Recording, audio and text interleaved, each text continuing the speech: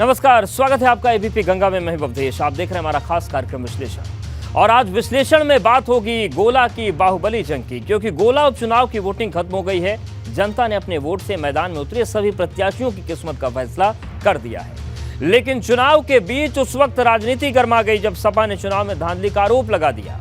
लेकिन जहां गोला की सियासत धधक रही थी, वहीं एक सवाल शिवपाल यादव का भी है, जो लगातार परिवार को एक करने की बात कह रहे हैं। आज शिवपाल आगरा में थे, जहां शिवपाल ने न सिर्फ परिवार को एकजुट करने की बात कही, बल्कि मैनपुरी की सीट पर अपना दावा कर दिया। वहीं बात करेंगे डेंगू के डंक की, जो लगातार जानलेवा होता जा रहा है। लेकिन जहां एक तरफ डेंगू डरा रहा है, वहीं लापरवाही आग लगा रही है, क्योंकि आज राजधानी लखनऊ के प्रिंस मार्केट में आग लग गई, जिसने लेवाना होटल की याद ताज़ा कर दी। आज विश्लेषण में इन सभी खबरों का विश्लेषण होगा, तो कहीं मत जाइए, बने रही हमारे साथ, क्योंकि अब होगा विश्लेषण।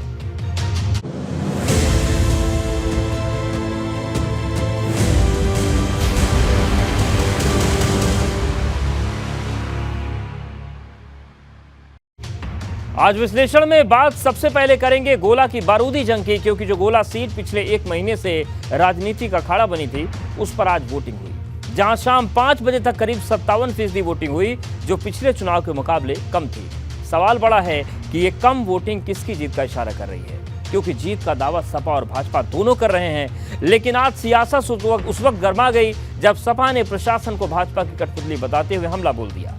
इस पर भाजपा ने कहा कि सपा हार का बहाना खोज रही है। अब सभी की निगाहें 6 नवंबर की तारीख पर टिकी हैं। जब नतीजे आएंगे तब साफ होगा कि गोला का बाहुबली कौन होगा।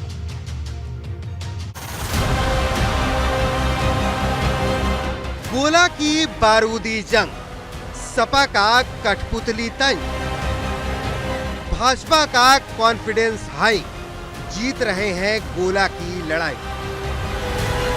गोला की वोटिंग वाली जंग खत्म हो चुकी है। मैदान में उतरे सभी उम्मीदवारों की किस्मत ईवीएम में कैद हो चुकी है। गुरुवार को जब सुबह 7 बजे वोटिंग शुरू हुई, पोलिंग बूथ पर लंबी लंबी कतारें लगी हुई थी। हम जिस बूथ पर हैं वो पब्लिक इंटर कॉलेज है। यहाँ पर आप ये खुला हुआ मैदान देख रहे हैं, बहुत सारे लोग हैं, हमारे साथ ये बच्ची भी है। क्या नाम है बेटा आपका? भावना शुक्ला। भावना, आपने वोट डाला है आज जी। तो ये बताइए कि किस मुद्दे पर वोट किया है? मैंने इस वजह से वोट डाला कि मैं चाहती हूँ गोला में एक साइंस स्ट्रीम का जो है डिग्री कॉलेज होना चाहिए, जिस वजह से हम लोग को बाहर ना जाना पड़े। एक समस्या है कि जैसे गर्ल्स एजुकेशन की अगर हम बात करें तो यहाँ पे वही बात है कि कुछ गर्ल्स ऐसी हैं जो 12th तक तो यहाँ पे काफ़ी सारे कॉलेजेस हैं जो साइंस स्ट्रीम देते हैं, लेकिन कोई भी ऐसा डिग्री कॉलेज नहीं है जहाँ पे बच्चे जो है, जो स्पेशली जो गर्ल्स हैं, वो आगे की अपनी पढ़ाई साइंस स्ट्रीम से जारी रख सकें।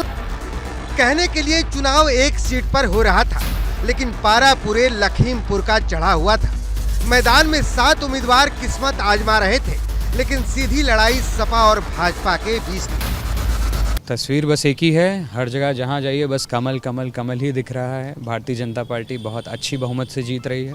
अरविंद गिरी जी का नाम सदा ऊंचा रहेगा। ये गोला विधानसभा क्षेत्र की जनता ने ठान लिया है, उनके नाम को अमर रखना है, वो अमर रहेगा। क्योंकि जब जनता चुनाव लड़ने लगती है तो ये भरोसा पूरा तय हो जाता है कि चुनाव हम जीतेंगे। जनता के दम पर चुनाव जीता जाता है। समाजवादी पार्टी ये चुनाव जीतेगी।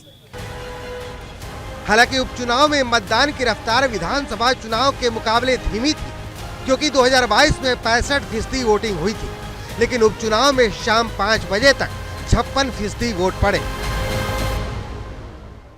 शाम के 6 बजते ही गोला उपचुनाव की जंग समाप्त हो गई है। भारतीय जनता पार्टी और समाजवादी पार्टी दोनों के ही प्रत्याशियों की किस्मत ईवीएम में कैद हो गई है।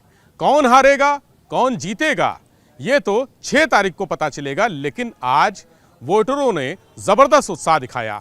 शाम को 5 बजे तक 55% के आसपास वोटिंग हो चुकी थी, और ये माना जा रहा है कि 6 बजे यानी अंतिम पलों में ये आंकड़ा 60% के ऊपर चला जाएगा। अमूमन उपचुनाव में इस तरह का उत्साह देखने को नहीं मिलता, लेकिन गोला उपचुनाव इस मामले में अपवाद हो गया है, और ये एक रिकॉर्ड भी हो सकता है।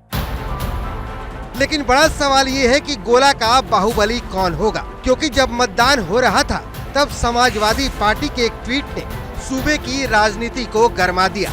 इस ट्वीट में सपा ने प्रशासन पर भाजपा की कठपुतली बनकर काम करने का आरोप लगाया। सपा का ये आरोप भाजपा को बुरी तरह चुभ गया। इधर समाजवादी पार्टी प्रशासन पर भाजपा के प्रभाव में काम करने का आरोप लगा रही थी। उधर भाजपा नतीजों से पहले ही गोला में अपनी जीत का दावा ठोक रही थी। उप मुख्यमंत्री केशव मौर्य जी की सभा और माननीय मुख्यमंत्री जी की जनसभाओं में लोगों ने जिस प्रकार से बढ़ चढ़कर हिस्सा लिया, तो उससे निश्चित रूप से हम कह सकते हैं कि भारतीय जनता पार्टी इस बार बड़े बहुमत के साथ चुनाव जीतेगी और गोला गोकर्णनाथ के विकास के लिए जो हमारी सरकार संकल्पित है उस कार्य को और तेजी से हम लोग कराएंगे। जो समाजवादी पार्टी के गढ़ कहे जाते थे, एक रामपुर सीट थी और दूसरी आजमगढ़ सीट थी, और दोनों जो गढ़ कहे जाते थे उनको ध्वस्त कर दिया है और कमल वहाँ खिल गया है। तो ये तो हमारी सीट है और हम कह सकते हैं कि आम इलेक्शन में जिस तरह से हम जीते थे उससे भी ज़्यादा प्रचंड बहुमत से हम गोला जो लखीमपुर खीरी में आता है उसे जीतने जा रहे हैं। ऐसा है कि समाजवादी पार्टी हार के बहाने खोज रही है, तो उनको हार सुनिश्चित है, पता चल गया है। तो हारने की वजह क्या है? तो प्रशासन पे आरोप लगाना, ईवीएम पे आरोप लगाना, निर्वाचन आयोग पे आरोप लगाना, दूसरी संस्थाओं को ऊपर मनगढ़ंत झूठे आरोप लगाना। तो इसकी तैयारी वो कर रहे हैं, अच्छी बात है, उनको शुभकामनाएं। इसी तरीके से मनगढ़ंत आरोप लगाते रहें और भाजपा इसी तरीके से चुनाव जीतती रहेगी। भाजपा के दावों में कितना दम है इसका फैसला नतीजों के बाद साफ हो जाएगा, क्योंकि जीत के दावे तो सपा भी खूब कर रही है। सपा को लगता है कि गोला के चक्रव्यूह को भेद कर वो पुरानी सभी हार का हिसाब पूरा कर लेगी। दरअसल जब से गोला में चुनाव की तारीखों का ऐलान हुआ, तभी से सपा और भाजपा ने गोला को नाक की लड़ाई बना लिया है। भाजपा ने 40 स्टार प्रचारक उतारे तो सपा ने भी 50 के करीब विधायक और पूर्व विधायक उतार दी। भाजपा के प्रदेश अध्यक्ष ने गोला में डेरा डाला तो सपा के प्रदेश अध्यक्ष नरेश उत्तम भी गोला में डटे रहे। लेकिन अब सवाल बड़ा है कि क्या सपा भाजपा के जीत वाले मिशन को गोला में रोक पाएगी, क्योंकि मैदान में उतरे सभी उम्मीदवारों की किस्मत ईवीएम में कैद हो गई है। और अब इंतजार है 6 नवंबर की तारीख का, जब फैसला आएगा और फिर पता चलेगा कि गोला की गद्दी पर कौन बैठेगा। Bureau report, ABP Ganga. और अब बात मैनपुरी के दावेदार कौन, ये सवाल मुलायम सिंह की उस विरासत का है जिस पर आज शिवपाल ने जाने अनजाने में दावा ठोक दिया। क्योंकि अब तक शिवपाल सपा में अपने लिए जिम्मेदारी की बात कह रहे थे, लेकिन आज जब वो आगरा पहुंचे तो उन्होंने ये कहकर सियासत गरमा दी कि अगर उनकी पार्टी ने मौका दिया तो चुनाव जरूर लड़ेंगे। लेकिन बड़ा सवाल यह है कि क्या अखिलेश यादव इसके लिए तैयार होंगे, क्योंकि मुलायम के निधन के बाद शिवपाल लगातार सुलह के संकेत दे रहे हैं, लेकिन मैनपुरी की बात परिवार का माहौल बिगाड़ सकती है। ये रिपोर्ट देखिए।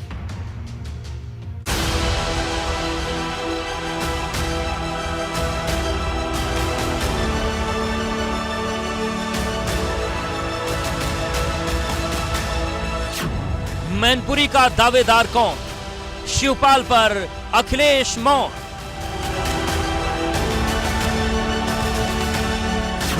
मुलायम की विरासत पर शिवपाल दावा, क्या एक होगा समाजवादी कुनबा। हम भी चाहते हैं हो जाए।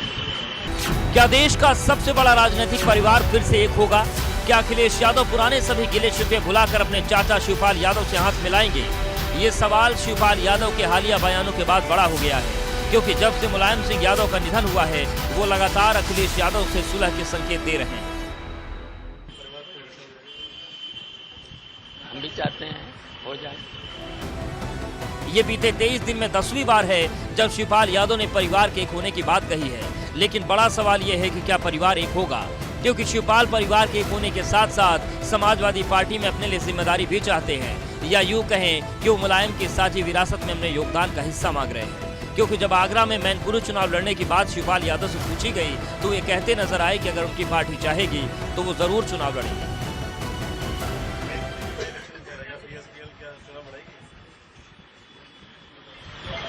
अगर पार्टी लड़ाएगी तो लड़ेंगे। लेकिन बड़ा सवाल यह है कि क्या मैनपुरी सीट अखिलेश यादव शिवपाल यादव को देंगे, क्योंकि ये वो सीट है जिससे मुलायम सिंह यादव की 3 पीढ़ियां लोकसभा पहुंची। इस सीट ने कभी मुलायम सिंह यादव का साथ नहीं छोड़ा, लेकिन मुलायम सिंह के निधन के बाद सवाल बड़ा है कि अब मैनपुरी का दावेदार कौन होगा, क्योंकि मैनपुरी को लेकर एक नाम तेज प्रताप यादव का भी है, जो पहले भी मैनपुरी के सांसद रह चुके हैं। शिवपाल यादव लगातार इन दिनों ऐसा बयान दे रहे हैं जिससे ये साफ नजर आ रहा है कि वो समाजवादी पार्टी में अपनी दोबारा एंट्री चाह रहे हैं, क्योंकि जब वो कल की महोत्सव में पहुंचे तो उन्होंने साफ तौर पर कहा कि उन्हें इंतज़ार है कि अखिलेश यादव उन्हें समाजवादी पार्टी में क्या बड़ी जिम्मेदारी देंगे। वहीं आज आगरा पहुंचने पर उन्होंने फिर कहा कि वो चाहते हैं कि समाजवादी परिवार एक हो जाए। हालांकि शिवपाल लगातार कह रहे हैं कि उन्हें पार्टी जो भी जिम्मेदारी देगी वो निभाने के लिए तैयार है। चर्चा में जो चल रही है कि आपको समाजवादी पार्टी में बड़ी जिम्मेदारी मिलने वाली है। आप समय आने दो, प्रस्ताव आने दो। लेकिन अब अखिलेश यादव की तरफ से कोई बयान सामने नहीं आया, क्योंकि जितनी भी बातें कही गई हैं वो शिवपाल यादव की तरफ से कही गई।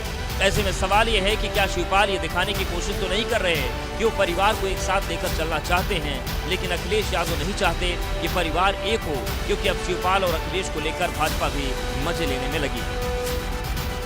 निश्चित रूप से उन्हें साथ रखना चाहिए, उन्हें अपनी पार्टी के जो उनका इतना बड़ा योगदान है उसको ध्यान में रखते हुए आगे बढ़ना चाहिए। वहीं एक सवाल ये भी है कि अगर अखिलेश ने शिवपाल को मौका दे दिया तो जसवंत नगर सीट का क्या होगा, जहां से शिवपाल यादव विधायक हैं, क्योंकि अगर शिवपाल ने मैनपुरी से चुनाव लड़ा और अगर वो जीत गए तो जसवंत नगर खाली हो जाएगी। कहीं शिवपाल जसवंत नगर से अपने बेटे आदित्य को सेट तो नहीं करना चाहते। ऐसे तमाम सवाल इस वक्त सियासी फिजाओं में गूंज रहे हैं। वहीं एक चुनौती भाजपा भी दे रही है, क्योंकि जब से भाजपा ने आजमगढ़ और रामपुर का चुनाव जीता है वो मैनपुरी पर नजरें गड़ाए बैठी है। डिप्टी सीएम केशव प्रसाद मौर्य भी कह चुके हैं कि मुलायम सिंह यादव के सम्मान करते हुए भाजपा ने कभी मैनपुरी का चुनाव ताकत लगाकर नहीं लड़ा, लेकिन अब भाजपा मैनपुरी जीत कर ही दम लेगी। लेकिन मैनपुरी में भी कमल खिलेगा, यह जरूर मैं कह करके, लेकिन मैनपुरी में भी कमल खिलेगा, यह जरूर मैं कह करके। मतलब एकदम सीधा है, शिवपाल यादव हो या भाजपा या सपा, सबकी नजर मैनपुरी पर है। लेकिन बड़ा सवाल यह है कि मुलायम के बाद मैनपुरी का नेता कौन होगा, क्योंकि शिवपाल यादव के दावे और भाजपा की चुनौती के बाद अखिलेश यादव के सामने 3 रास्ते हैं। पहला ये कि वो तेज प्रताप को मैनपुरी से चुनाव लड़ाएं, दूसरा ये कि परिवार को एक करने के लिए शिवपाल का मैनपुरी से विजय तिलक करेंगे, तीसरा ये कि पारिवारिक कलह का फायदा भाजपा न उठा पाए। Bureau report, ABP Ganga. और अब बात डेंगू के डेथ वारंट की, क्योंकि दिवाली के बाद से डेंगू का कहर मच रहा है। हर दिन आंकड़ा बढ़ता जा रहा है। आज सरकार की तरफ से डिप्टी सीएम ब्रजेश पाठक ने दावा किया कि यूपी में अभी तक डेंगू के सिर्फ 7,000 मामले आए हैं, लेकिन दूसरे शहरों के आंकड़े जो हैं वो सवाल उठा रहे हैं। वही सवाल अखिलेश यादव ने भी उठाया है, लेकिन सबको इंतजार है कि इलाहाबाद हाईकोर्ट के फैसले का, जिसने खुद से संज्ञान लेते हुए डीएम और सीएमओ से जवाब मांग लिया है। मतलब डेंगू को लेकर लापरवाही बर्दाश्त नहीं होगी।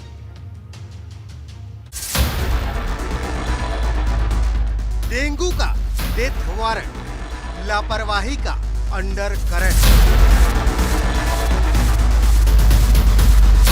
मायावी मच्छर का कहर, शहर शहर फैल रहा जहर। एक तरफ पोल्यूशन दम घोट रहा है, दूसरी तरफ डेंगू के मामले थमने का नाम नहीं ले रहे हैं। हालात बेकाबू होते जा रहे हैं। वहीं सवाल डेंगू के आंकड़ों का भी है। दावा किया जा रहा है कि जो आंकड़े बताए जा रहे हैं असल आंकड़े उससे कहीं ज्यादा हैं। और इन्हीं आरोपों पर अब डिप्टी सीएम ब्रजेश पाठक ने सफाई देते हुए कहा है कि 1 जनवरी से अब तक सिर्फ 7,000 मामले आए हैं। पिछली वर्ष इस महीने में 18,000 मरीज थे, अब हमारे पास 7,000 मरीज हैं। केवल मीडिया में पैनिक फैलाया जा रहा है। स्थितियां पूरी तरह नियंत्रण में हैं और हर अस्पताल में बेड आरक्षित कर दिए गए हैं। पूरी तरह से प्रशासन लगा हुआ है और हमारी जिम्मेदारी राउंड द क्लॉक हम लोग काम कर रहे हैं। लेकिन अब डेंगू की बीमारी पर सियासत शुरू हो चुकी है। अखिलेश का आरोप है कि जहां भाजपा के मेयर और चेयरमैन हैं, वहीं हालात ज्यादा बिगड़े हैं। अखिलेश ने तंज कसते हुए कहा है कि पता नहीं मुख्यमंत्री की मशहूर 11 और 9 टीमें कहां बिजी हैं। लेकिन ये किसी के गले नहीं उतर रही है। पिछले साल यूपी में डेंगू के 29,750 केस आए थे और इस बार ये आंकड़ा 7,000 ही है। अब तक केवल 9 डेथ रिपोर्ट हुई है और पिछले साल 2021 में पूरे वर्ष में 24,459 केस रिकॉर्ड हुए थे डेंगू के और टोटल पूरे एक वर्ष में 23 डेथ हुई थी। तो हम उम्मीद करते हैं कि इस बार जिस तरह से अभी हमारा बेहतर है, केसेस भी कम है, डेथ भी कम है, तो ऐसे ही अगर रहेगा कंट्रोल तो अगले 15 दिन तक वैसे भी डेंगू का सीजन लगभग समाप्त होने की संभावना में दिखती है। वहीं अलग अलग शहरों के अस्पतालों की आ रही तस्वीर सवाल उठा रही है। लोगों में डेंगू की दहशत फैलती जा रही है। मुरादाबाद में डेंगू के मामले अक्टूबर के मुकाबले 50% बढ़ गए हैं। जहां अक्टूबर में डेंगू के मामले 63 थे, वो अब 111 हो चुके हैं। पास जनपद में लगभग 111 केस अभी हमारे जो कंफर्म डेंगू केसेस यहाँ पे हमें रिपोर्ट हुए हैं, उसमें से लगभग संभवतः मैं समझता हूँ कि 90% मरीज़ हमारे रिकवर हो चुके हैं। 5-6 पेशेंट हमारे जिला अस्पताल में अभी इस समय मौजूद भर्ती हैं, लेकिन उसमें भी कोई इस तरह की कोई चीज़ नहीं कि वो खतरे में हो, वो भी स्वस्थ 1-2 दिन में होकर घर चले जाएंगे। डेंगू को लेकर एक नाराजगी इलाहाबाद हाई कोर्ट ने भी जताई है और खुद से संज्ञान लेते हुए प्रयागराज के डीएम, सीएमओ, नगर आयुक्त को तलब किया है, जिन्हें 4 नवंबर को सुबह 10 बजे कोर्ट में हाजिर होकर रिपोर्ट देनी है। प्रयागराज में अब तक 1000 लोगों की एलाइजा रिपोर्ट पॉजिटिव आ चुकी है, जबकि 6 लोग मौत का शिकार हुए हैं। हालांकि ये सरकारी आंकड़े जमीनी हकीकत से कोसों दूर हैं। इलाहाबाद हाई कोर्ट ने भी माना है कि अधिकारी ग्राउंड जीरो पर काम करने के बजाय आंकड़ों की बाजीगरी में लगे हुए हैं। हाई कोर्ट ने इस मामले में सुओ मोटो लेते हुए अफसरों को कड़ी फटकार लगाई है और कई अधिकारियों को शुक्रवार को अदालत में तलब भी कर लिया है। मतलब एकदम साफ है, डेंगू का डंक धीरे धीरे पूरे प्रदेश में फैलता जा रहा है और अब सबकी नजर हाई कोर्ट पर टिकी हुई है, क्योंकि अगर हाई कोर्ट ने कोई हार्ड लाइन ले ली तो इसको लेकर सियासत भी हार्ड हो जाएगी। Bureau report, ABP Ganga. और अब बात लखनऊ के लाक्षागृह की, क्योंकि आज लखनऊ की प्रिंस मार्केट उस वक्त आग की लपटों में झुलस गई जब देश की राजधानी प्रदूषण से जूझ रही थी। यह आग इतनी भयानक थी कि देखते ही देखते लाखों की संपत्ति राख हो गई। लेकिन बड़ा सवाल यह है कि क्या लखनऊ के लेवाना होटल में हादसे से कुछ नहीं सीखा? क्योंकि आज एक हादसा मथुरा के वृंदावन में भी हुआ, जहां गार्डन होटल में आग लगने से 2 लोगों की मौत हो गई।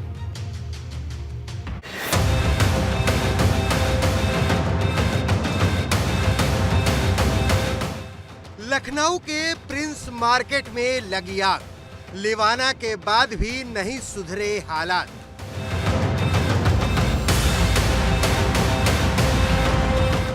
लापरवाही की हद पार, करोड़ों की संपत्ति राख। अभी सितंबर महीने की ही तो बात जब राजधानी लखनऊ का होटल लेवाना लाक्षागृह बन गया था और अब 2 महीने बाद लखनऊ की प्रिंस मार्केट जल उठी, क्योंकि जब देश की राजधानी दिल्ली प्रदूषण से जूझ रही थी तब यूपी की राजधानी लखनऊ आग से झुलस रही थी। क्योंकि जब प्रिंस मार्केट में आग लगने की खबर आई, पूरे शहर में हड़कंप मच गया। जिस जगह मार्केट थी उसके ऊपर एक कोचिंग थी जिसमें 40 बच्चे फंसे हुए थे। हालांकि पुलिस की सूझबूझ ने सबको सुरक्षित बाहर निकाल लिया, लेकिन देखते ही देखते करोड़ों की संपत्ति राख हो गई। अभी व्यापारियों द्वारा हमको जानकारी दी गई, उस जानकारी से हम लोग यहाँ पर मौके पर आए हैं। प्रिंस कॉम्प्लेक्स में ऊपर फर्स्ट फ्लोर पे एक किसी ऑफिस में आग लगी है, जिसको अग्निशमन के अधिकारियों ने आकर के बुझा दिया है। आग पे काबू हो गया, किसी तरह की कोई दुर्घटना नहीं घटी है, ईश्वर की बड़ी कृपा है। कौन सी कोचिंग चल रही है? कोई कोचिंग नहीं चल रही है। कैसे आग लगी? आग तो ऑफिस बंद था, उसमें आग लगी है, बंद ऑफिस में लगी है। कोई दुर्घटना नहीं, किसी तरह की नहीं। कोचिंग बंद थी? कोचिंग सारी बंद है, कोविड के बाद कोई कोचिंग खुली नहीं। यहाँ भी किसी का पूरी तरह आकलन नहीं कर लेते हैं, तब तक हमारे स्तर से किसी भी प्रकार की टिप्पणी करना उचित नहीं है। आग लगी है, शॉर्ट सर्किट से भी आग हो सकती है, अन्य कोई कारण हो तो वो भी परीक्षण के बाद ही बताया जा सकता है। तो इतना कहना चाहता हूँ कि सभी पुलिसकर्मी और अग्निशमन दल के जो हमारे लोग हैं यहाँ मौके पर पहुँच गए थे। आग को तुरंत नियंत्रित कर लिया गया था, बुझा दिया गया था और जितने भी लोग अंदर थे उन्हें भी बाहर निकाल लिया। लेकिन बड़ा सवाल ये है कि आखिर ये हादसा हुआ कैसे? क्योंकि जब लखनऊ के लेवाना होटल में आग लगी थी तब प्रशासन ने बिना फायर अप्रूवल के कोई भी होटल, कोई भी कोचिंग, कोई भी अस्पताल चलाने पर रोक लगाने की बात कही थी। लेकिन प्रिंस मार्केट के पास न फायर अप्रूवल था, फिर भी ये मार्केट धड़ल्ले से चल रही थी। लेकिन लगता है कि प्रशासन ने ना सीखने की कसम खा ली है, क्योंकि जहां एक तरफ लखनऊ की मार्केट में आग लगी तो एक हादसा मथुरा के वृंदावन में भी हुआ, जहां गार्डन होटल में आग लगने से हड़कंप मच गया। ये आग इतनी खतरनाक थी कि 2 लोगों की मौत हो गई। लेकिन बड़ा सवाल ये है कि क्या इस अग्निकांड से प्रशासन कुछ सीखेगा? क्योंकि यूपी में सिर्फ एक प्रिंस मार्केट या एक गार्डन होटल या लेवाना नहीं है, कई ऐसे होटल और इमारतें हैं जिन्हें बिना नक्शे के बनाया गया है, जो कब अग्निकांड बन जाएं और कब किसकी जान ले ले कोई नहीं जानता। Bureau report, ABP Ganga. और अब बात योगी की शिक्षा क्रांति की। आज योगी कैबिनेट ने 22 प्रस्तावों पर मुहर लगाई, जिसमें सबसे ज्यादा चर्चा शिक्षा विभाग से जुड़े फैसले को लेकर रही। जहां सरकार ने फैसला किया कि अब माध्यमिक और बेसिक शिक्षा का महानिदेशक अब एक ही होगा। सरकार का कहना है कि इस फैसले से शिक्षा व्यवस्था बेहतर होगी।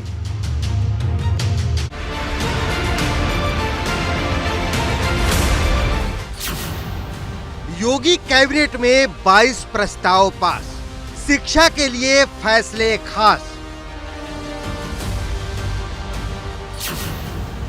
1 ट्रिलियन का सपना क्या जल्द होगा अपना?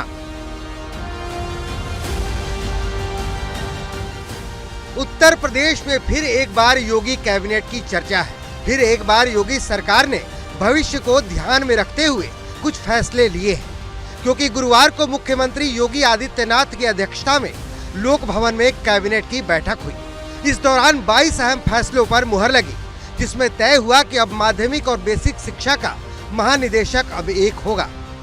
सरकार इस फैसले से शिक्षा व्यवस्था बेहतर होने की बात कह रही है। इन फैसलों के साथ सरकार ने 3 प्राइवेट यूनिवर्सिटी के निर्माण के लिए भी हरी झंडी दे दी है।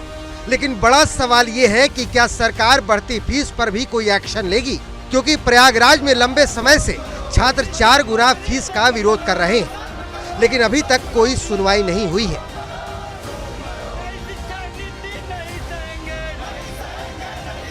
देखा जा सकता है कि जो छात्र हैं वो लगातार 2 महीने से इसी तरीके से आंदोलन कर रहे हैं। हालांकि छात्रों का आंदोलन थोड़ा कमजोर जरूर हुआ है, लेकिन जो छात्र अनशन पर हैं, जो छात्र आंदोलन की राह पर हैं, उनका कहना है कि जब तक फीस बढ़ोतरी का फैसला वापस नहीं होता है तब तक वो इसी तरीके से अपना आंदोलन जारी रखेंगे। और उम्मीद जताई जा रही है कि आने वाले दिनों में छात्रों का आंदोलन एक बार फिर से तेजी पकड़ सकता है। वहीं बरेली में 700 से ज्यादा स्कूल भगवान भरोसे चल रहे हैं, जहां न पढ़ने के लिए ब्लैक बोर्ड है, न बैठने के लिए फर्नीचर। ये जो स्कूल है काफ़ी जर्जर व्यवस्था में है। क्लास 5 तक ये स्कूल चलता है। बच्चे जो हैं यहाँ पर मजबूर हैं ज़मीन पर बैठकर पढ़ने को, क्योंकि यहाँ पर फर्नीचर की व्यवस्था नहीं है। ये गरीब घरों के बच्चे यहाँ पर इसी वजह से पढ़ने को मजबूर हैं, क्योंकि इनके पेरेंट्स के पास इतना पैसा नहीं है कि वो प्राइवेट स्कूलों में या कॉन्वेंट स्कूलों में इनकी शिक्षा करवा सकें। उम्मीद है कि बेहतर शिक्षा नीति से इन सब का भी उद्धार होगा, क्योंकि मंत्री परिषद की बैठक में 23 प्रस्ताव आए थे, जिसमें से 22 प्रस्ताव पास हो गए। लेकिन सबसे ज्यादा चर्चा शिक्षा विभाग से जुड़े फैसले को लेकर है। योगी कैबिनेट की आज महत्वपूर्ण बैठक लोक भवन में हुई। इस कैबिनेट बैठक में कुल 22 प्रस्तावों को मंजूरी मिली। इसमें शिक्षा विभाग, गृह विभाग, आबकारी विभाग और औद्योगिक विकास से जुड़े तमाम सारे प्रस्ताव पास हुए। सबसे महत्वपूर्ण औद्योगिक विकास नीति, इंडस्ट्रियल डेवलपमेंट पॉलिसी 2022 को आज कैबिनेट ने मंजूरी दी। दरअसल उत्तर प्रदेश की योगी सरकार यूपी को $1 ट्रिलियन की इकॉनमी बनाने में जुटी है। इसके अलावा योगी सरकार का लक्ष्य यूपी को 1 ट्रिलियन इकोनॉमी बनाने का भी है, जिसकी झलक भी कैबिनेट के फैसले में दिखाई दी। योगी कैबिनेट ने नई औद्योगिक नीति 2022 को भी मंजूरी दे दी है, जिसमें 50 करोड़ से 3000 करोड़ तक के उद्योगों को 4 श्रेणियों में बांटा गया है। इस नई नीति के तहत अब उत्तर प्रदेश में बड़े उद्योग यानी 50 करोड़ से लेकर 3000 करोड़ तक के जो उद्योग होंगे उन्हें 4 अलग अलग कैटेगरी में बांटा गया है, और साथ ही साथ किस तरह से सब्सिडी दी जाएगी उसे भी 4 अलग अलग कैटेगरी में बांटा गया है। मतलब एकदम साफ है, योगी सरकार ने भविष्य को ध्यान में रखते हुए एक लकीर खींची है। अब ये उत्तर प्रदेश का कितना भविष्य बदलती है, ये देखना होगा। लखनऊ से अनुभव शुक्ला, एबीपी गंगा।